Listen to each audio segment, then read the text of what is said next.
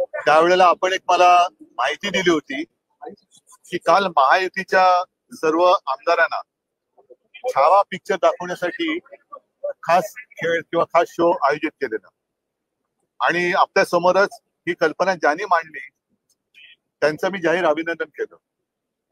दुर्दैवाने हे सगळी लोक, त्याच्यात गद्दार लोक गेलेच नव्हते, पण ही सगळी लोक छावा चित्रपट बघताना आनाजी पंत या काळातले हे इकडे येऊन मराठी अमराठी असं विष काढून गेलेले आहेत. दुर्दैवाने असं झालेलं आहे की छत्रपती शिवाजी महाराज पुन्हा जन्माला येऊ शकत नाहीत, छत्रपती संभाजी महाराज पुन्हा जन्माला येऊ शकत नाहीत, पण महाराष्ट्रामध्ये फूट पाडणारे औरंगजेब आणि औरंगजेबांना मदत करणारे अनाजी पंत मात्र याही जमान्यात जन्माला आलेत आणि येत आहेत. याच्यासारखं दुसरं दुर्दैव का असू शकत नाही. काल अशी काही लोक आपल्या देशात आहेत की जणू काही ब्रह्मदेवाला आम्हीच जन्म दिला आणि जगभर ब्रह्मज्ञान सांगत फिरत असतात. त्यातलेच काल अनाजी पंत, काय त्यांचं नाव, भैयाजी जोशी. आता त्यांची मातृभाषा कोणती कल्पना नाही मला, पण त्यांनी येऊन मुंबईमध्ये घाटकोपरला, मुंबईमध्ये राहणाऱ्याला मराठी आलीच पाहिजे अशी काही गरज नाही असं एक द्वेषाचं, आता त्याला गोमूत्र म्हणायचं काही काय कळत नाही मला, पण शिंपडून गेले.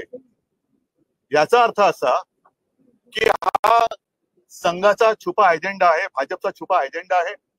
ह्यांचे दाखवायचे दात आणि खायचे दात हे वेगळे आहेत. आता जर का तुम्ही बघितलं असेल तर बऱ्याच दिवसात हिंदुस्थान पाकिस्तान हा विषय त्यांनी काढलेला नाही. मग काय तर बटेंगे तो कटेंगे. आता बटेंगे तो कटेंगे म्हणजे हिंदू मुसलमान केवळ नाही तर मराठी अमराठी, मराठीमध्ये पुन्हा मराठा मराठेतर असं सगळं वाटणी करायची आणि आपण राज्य बळकवायचं. हे जे कोणी अनाजी पंत काल आले होते त्या अनाजी पंतांना मी सांगतोय की मी तुम्हाला त्यांना आव्हान देतोय की अशी भाषा त्यांनी अहमदाबाद मध्ये जाऊन करून दाखवावी, तामिळनाडूमध्ये करून दाखवावी, कर्नाटकात, केरळमध्ये, बंगालमध्ये ही तिकडे भाषा करून नुसती दाखवावी. आणि भाषा करून दाखवायची नाही तर भाषा करून सुखरूप येऊन दाखवावं. मराठी माणूस हा सहृदय आहे, दयाशील आहे, म्हणून कोणी यावं आणि टपली मारून जावं अशी आता ही पद्धत आहे. आणि यातून मराठी माणूस हा भाजप किंवा संघ खिचगंटीत धरत नाही. आम्हाला मराठी माणूस काय मतं देणारच आहे, जातोय कुठे. आणि ही मुंबईत तोडण्याचा म्हणजे मुंबईमध्ये इथली भाषा गुजराती, इथली भाषा, मला वाटतं अनिल तुम्ही आता विधान परिषदेचा मुद्दा मांडला, सगळ्यांनीच चांगला, शशिकांत बोलले, भाई जगताप बोलले, सगळ्यांनीच चांगले मुद्दे मांडलेले आहेत. ही भाषावार प्रांत रचना देशाची झाली, आता ही मुंबईची भाषावर गल्ली रचना करते, ठीक आहे, आणि मग तोडा फोडा आणि राज्य करा. ही अत्यंत घाणेरडी आणि विकृत मानसिकता या निमित्ताने सगळ्यांसमोर आलेली आहे. काल ज्याप्रमाणे मला वाटतं विधान परिषदेत मुख्यमंत्री बोलले की कोरटकर काय करताय, कोरटकर हा चिल्लर माणूस आहे, तसं मुख्यमंत्र्यांनी जाहीर करायचं भैयाजी काय करतायत, भैयाजी जोशी हा चिल्लर माणूस आहे. मग एक तर त्यांनी तो चिल्लर म्हणून जाहीर करावा, नाहीतर या चिल्लरचा काय बंदा रुपया असतो त्याच्यावरती राजद्रोहाचा गुन्हा दाखल झाला पाहिजे. कारण महाराष्ट्रामध्ये मराठी भाषा सक्तीची करण्याचा कायदा हे महाविकास आघाडीचं सरकार असताना आणि मी मुख्यमंत्री असताना गेलेला आहे. या कायद्याच्या विरोधात इकडे मराठी भाषा आली नाही तरी चालेल असं बोलण्याचं धाडस करणाऱ्यावरती एकावरती कायद्याचा जर का बडगा उगारला तर यापुढे असं कोणाची बोलण्याची हिंमत होणार नाही. आणि नाहीतर मग त्यांनी सांगावं की संघाचा आणि भाजपचा छुपा अजेंडा आहे. एक तर कारवाई करावी, नाहीतर हे जे काही पाप आहे हे त्यांनी मान्य करावं. आतापर्यंत जर का आपण बघाल तर ही संघाची आणि भारतीय जनता पक्षाची नीती आहे की आधी एक पिल्लू सोडायचं, ते पिल्लू मोठं झालं तर खांद्यावर घ्यायचं आणि जर का वाटलं की अंगलट येते तर ते झीड करायचं. त्याप्रमाणे आता गोलमाल उत्तर दिली गेलेली दोन्ही सभागृहात. काही ठामपणाने काही बोललेलं नाहीये. बावनकुळे सुद्धा आता बोलले की अशी अशी भाषा आहे, तशी भाषा आहे. अभिजात भाषेचा दर्जा तुम्ही दिला म्हणजे काही उपकार नाही केलेले. कारण मराठी भाषेचं महत्व संघाला कळलं नसेल, भाजपला कळलं नसलं तरी सुद्धा तेव्हा इंग्रजांना कळलं होतं. कारण सरकारचे डोके ठिकाणावर आहे का हा जो लेख लिहिला गेला होता लोकमान्यांनी तो मराठी भाषेत होता. तसंच आम्ही आमच्याच राज्य सरकारला विचारतोय की तुमचं डोकं ठिकाणावर आहे का. आणि आपल्या राज्यात, आपल्या राजधानीमध्ये जी राजधानी मुंबई 105च नव्हे तर त्यावेळेला त्या ब्रिटिश कुठच्या परदेशी पत्रकार आल्या होत्या ताया जिंकिन, त्यांनी एक पुस्तक लिहिले रिपोर्टिंग इंडिया. त्याच्यात त्यांनी म्हटलंय की त्यांनी जेव्हा हॉस्पिटलमध्ये पाहणी केली तेव्हा 200-250च्या वरती मृतदेह असे पडलेले होते. म्हणजे त्याचा रेकॉर्डच नाही झालेला, रेकॉर्डच नाही. तर रक्त सांडून आणि बलिदान करून ही मुंबई मराठी माणसांनी मिळवलेली आहे.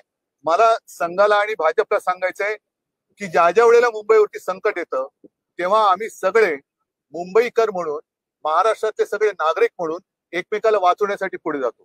मग ती नैसर्गिक आपत्ती असेल, जर अतिरेक्यांचा हल्ला असेल, अगदी 92-93च्या दंगलीमध्ये सुद्धा गुजराती माणसानं सुद्धा हिंदू म्हणून वाचवणारी शिवसेना होती. हे वाद लावून पळतात, वाद लावतात आणि पळून जातात. करोनाच्या काळामध्ये सुद्धा सगळेजण आम्ही एकत्रित सगळ्यांना माणूस म्हणून आणि आपल्या देशाचे, महाराष्ट्राचे मराठी माणसंच काय सगळे इतर भाषिकांना सुद्धा आपलेपणाने जपलं होतं. त्या आपलेपणामध्ये तुम्ही साखर टाकू शकत नसला तरी मिठाचा आणि विषाचा खडा टाकू नका. मुंबई एक चांगली महानगरी आहे, ती जिंकायची असेल तर चांगलं काम करून जिंका, विष घालून जिंकू नका. जर का तुम्हाला स्पर्धा करायची असेल तर चांगल्या कामाची स्पर्धा करा. मी मागे एका भाषणात बोललो होतो की याच मुंबईमध्ये शिवसेनेने रक्तदानाचा जागतिक विक्रम केलेला आहे. तसं काहीतरी काम RSSने करून दाखवावं. कारण नाहीतर काय होतं, लढायला तुम्ही आणि मिरवायला आम्ही, अशा पद्धतीने यांचं काम सुरू आहे. तर याचा आम्ही जाहीर निषेध करतोय. माझी तर मागणी आहे की ही अशी विषवल्ली या सरकारने वेळीच खेचली पाहिजे. आणि नाहीतर या जोशींनी तामिळनाडूमध्ये आजच स्टॅलिनचं आलेलं आहे की त्यांनी फाशीक आता वाद सुरू केलेला आहे. म्हणजे भाजप आता उत्तर विरुद्ध दक्षिण असा आपला देश तोडायला निघालेला आहे. सगळे दक्षिणेतली राज्य आणि तामिळनाडूमधले सगळे पक्ष हे एकत्र झालेले आहेत. कमल हसन आज बोललेले की यांना इंडिया नाही तर यांना हिंदिया करायचं आहे. या अशा सगळ्या या वादाच्या ठिणग्या टाकून तुम्ही भारत माता की जय बोलू शकत नाही. भारत माता ही सगळ्यांची आहे. महाराष्ट्र हा आमचा सगळ्यांचा आहे. आणि महाराष्ट्रामध्ये येऊन कायद्याच्या विरुद्ध जर बोलत असतील तर त्यांच्यावरती राजद्रोहाचा गुन्हा दाखल केला पाहिजे. त्यांचा आम्ही तर जाहीर निषेध करतोय.